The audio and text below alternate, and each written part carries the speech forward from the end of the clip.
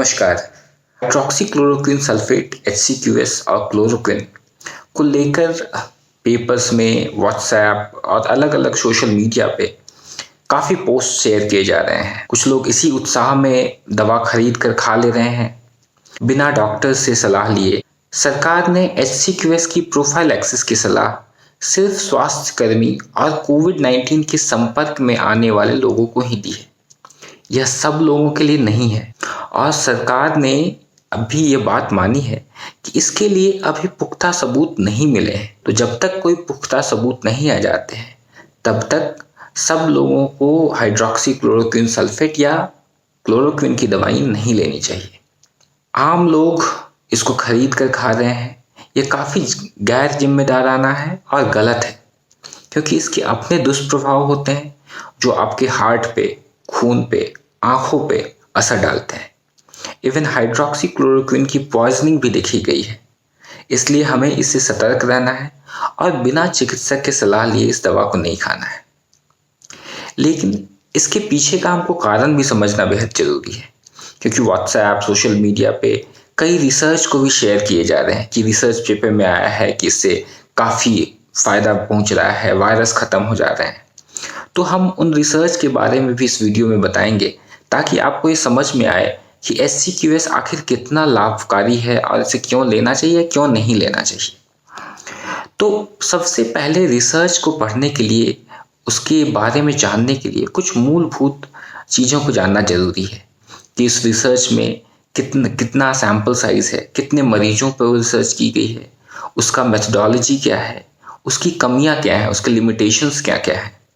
और scientific community में इसी को कि वह रिसर्च कितना गुणवत्ता वाला है उसको करने के लिए ग्रेड की एक सिस्टम बनाई गई है, उसको ग्रेडिंग की जाती है ताकि उसकी एविडेंस कितना अच्छा है या कितना खराब है उसको देखने के लिए किया गया है। और HCQS और क्लोरोक्विन ये कोई नई दवा नहीं है। वैसे तो यह बहुत ही सस्ती दवाई है और हर जगह उपलब्ध भी है, और इसके जो सेफ्टी प्रोफाइल है वह भी काफ़ी हद तक अच्छे हैं, क्योंकि इसका इस्तेमाल मलेरिया में दशकों से किया जा रहा है।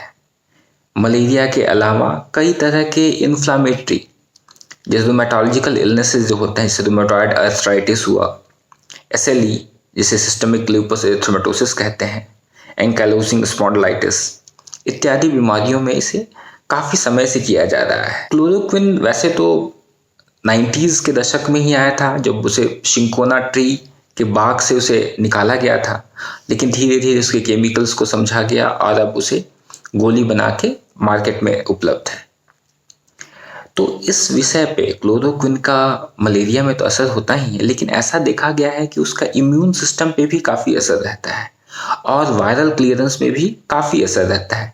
इसीलिए इसका इस्तेमाल कभी कभी दूसरी बीमारी जैसे चिकनगुनिया में भी किया गया है, और इससे पहले जो बीमारियां जो फैली थी, सार्स और मर्स में भी इसका उपयोग किया गया था। यही सोचकर इसको अभी के जो कोरोना वायरस का संक्रमण जो फैला है कोविड-19, उसमें भी रिसर्च किया जा रहा है। तो अभी हम लोग ये देखेंगे कि इसका जो रिसर्च है उसमें क्या क्या अभी तक आया है, क्या क्या जानकारी मिली है और क्यों हमें इसके प्रति सजग और सतर्क रहना चाहिए। ये सब पहला रिसर्च है जो नेचर नामक जर्नल में पब्लिश हुआ था। वह चीन के लेबोरेटरी में इस शोध से पता चला था कि क्लोरोक्विन और रेमडेसिविर जो दवा है वह कोरोना वायरस संक्रमण के नियंत्रण में काफ़ी अधिक प्रभावी है। पर हमें ये समझना चाहिए कि हर दवा के जांच की शुरुआत ऐसे ही होती है। पहले लैब में इन विट्रो जांच होती है, फिर जानवरों में इसकी गुणवत्ता, सुरक्षा कितना ही प्रभावशाली है इसको देखा जाता है, तब आखिर में इसका मानव परीक्षण होता है। तो ऐसा जरूरी नहीं है कि जो दवा लैब में प्रभावी दिखे वह ह्यूमन ट्रायल में भी प्रभावी दिखे। ऐसे बहुत से दवा हुए हैं जो लैब में तो काफ़ी अच्छा नजर आए हैं, लेकिन ह्यूमन इफेक्ट्स उतने अच्छे नजर नहीं आए हैं, या उसके साइड इफेक्ट्स इतने ज़्यादा हो गए हैं कि ह्यूमन ट्रायल नहीं किया जा सका है। इसके अलावा दूसरा एक स्टडी आई है जो चीन, डच और इटली के दिशा निर्देशों में क्लोरोक्विन की सिफारिश की गई है। इसमें ये बताया गया है कि इसके पुख्ता सबूत तो अभी नहीं मिले हैं, लेकिन चूंकि अभी कोरोना वायरस का संक्रमण इतना तेज फैल चुका है, इससे इतने ज़्यादा लोग प्रभावी हो चुके हैं, इसलिए अन्य सहायक चिकित्सा सुविधाओं के साथ आप क्लोरोक्विन को भी दे सकते हैं। जो सबसे इम्पोर्टेंट जो रिसर्च जो आया था वो आया था फ्रांस से। फ्रांस में एक रिसर्च हुआ था जिसमें यह पता चला था कि HCQS और एजिथ्रोमाइसिन का कॉम्बिनेशन जो वायरस के लोड को कम कर देता है। इस रिसर्च को काफी चर्चा में इसलिए आया क्योंकि यह ट्रायल ह्यूमंस पे हुआ था और इस ट्रायल के बाद काफी देशों ने अपने गाइडलाइंस, अपने रिकमेंडेशन में इमरजेंसी तौर पे HCQS को रेकमेंड किया है। पर इस रिसर्च की अपनी कुछ कमियां हैं जो भी उतना ही चर्चा में है आजकल। इसकी काफ़ी आलोचना हुई है और इसको काफ़ी जल्दबाजी या ओवर सिंप्लीफिकेशन, बहुत ही ज़्यादा सरलीकरण बताया गया है क्योंकि इसकी सैंपल साइज काफ़ी कम है। इसकी मेथडोलॉजी जो है वो काफ़ी वीक है और जो केस और कंट्रोल के बीच में जो स्टडी की गई है वो रैंडमाइज्ड कंट्रोल ट्रायल नहीं है, नॉन रैंडमाइज्ड है, जो कि इस स्टडी को थोड़ा कमज़ोर बनाता है। अब हम ये देखेंगे कि वैसे रिसर्च जो दूसरे देशों में हुए हैं और जिनसे फ़ायदा नहीं हुआ है। तो इस फ्रांस के रिसर्च के आने के बाद लोगों ने यह दोबारा, फ्रांस के कुछ रिसर्चर्स ने दोबारा ये जानने की कोशिश की कि क्या सही में HCQS और एजिथ्रोमाइसिन देने से वायरल क्लियरेंस बढ़ जाता है, लोगों में सुधार होता है। और 11 लोगों पे रिसर्च किया और उससे पता चला कि ऐसा कुछ नहीं होता है, कोई वायरल क्लियरेंस नहीं हो रहा है। उसी तरह से सबसे बड़ी ऑर्गेनाइजेशन अमेरिका की FDA, उन्होंने अभी तक कोई भी दवा को रेकमेंड नहीं किया है कोविड-19 के इलाज के लिए।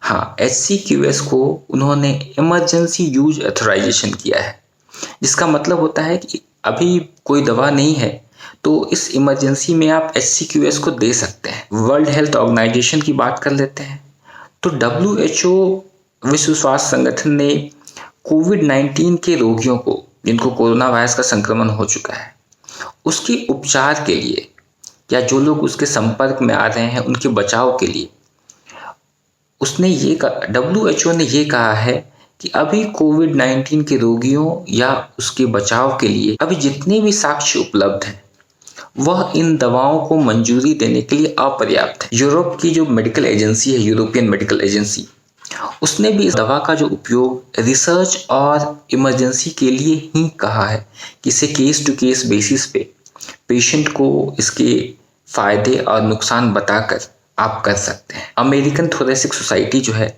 जो चेस्ट की सबसे बड़ी संस्था मानी जाती है, उसके गाइडलाइंस पूरी दुनिया फॉलो करती है। उन्होंने भी यह कहा है कि हाइड्रोक्सीक्लोरोक्विन सल्फेट अभी जितने हमारे पास एविडेंस हैं, जितने हमारे पास रिसर्च के डेटा अवेलेबल है, सब लोगों को लेने के लिए नहीं कह सकते हैं। हाँ, जिन्हें जो ज़्यादा सीरियस है उन्हें केस टू केस बेसिस पे फिजिशियन निर्णय ले सकते। तो अभी तक आपने ये देखा कि कुछ रिपोर्ट्स ऐसे आए हैं जो जरूर यह उत्साह पैदा करते हैं कि हाँ, इसका इलाज हो सकता है, लेकिन अभी तक हमारे पास वैसे एविडेंस नहीं आए हैं, वैसे सबूत नहीं मिले हैं कि यह सही में काफ़ी कारगर दवा है।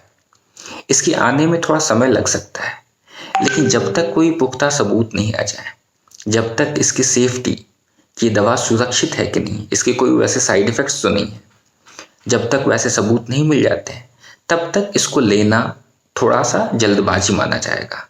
इसलिए सजग रहें। अभी तक जो सबसे कारगर तरीका पता चला है वह है सोशल डिस्टेंसिंग, यानी सामाजिक दूरी, स्वच्छता, हाथ को धोते रहें तो साबुन पानी से धोएं, नहीं तो अल्कोहल बेस्ड सैनिटाइजर है तो आप उसका भी इस्तेमाल कर सकते। स्वच्छता बनाए रखें, मास्क का उपयोग करें, खांसते या छींकते वक्त नाक मुंह को ढक कर रखें, 1 मीटर की दूरी बनाए रखें, घर में रहें, भीड़ भाड़ वाले इलाके पर न जाएं।